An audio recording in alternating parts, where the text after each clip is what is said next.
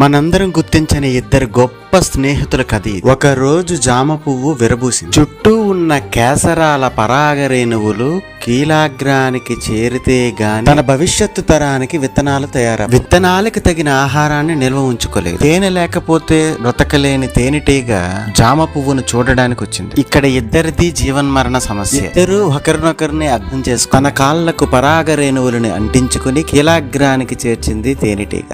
అలా చేరిన పరాగరేణువుల అండకోశానికి చేరి విత్తనాలు తయారయ్యాయి. ఇంతటి సహాయాన్ని చేసిన తేనెటీగకు పువ్వు మకరందాన్ని తీసుకుపోమంది. మకరందాన్ని తేనె తుట్టలో దాచుకుంది తేనెటీగ. ఈ ప్రకృతిలో మనిషి తప్ప ప్రతి జీవరాశి తమ కోసం కాకుండా ఎదుటి వాళ్ళ కోసం ఎంతో కొంత పని చేస్తూ స్నేహంగా వెలుగుతున్నాయి. తీసుకోవడం మాత్రమే తెలిసిన మనిషి ప్రకృతికి ఏమి ఇస్తున్నాడో ఒక్కసారి ఆలోచించండి. అంతకు ముందు మన ఛానల్ ని సబ్స్క్రైబ్ చేయండి, ఈ వీడియోని లైక్ చేయండి.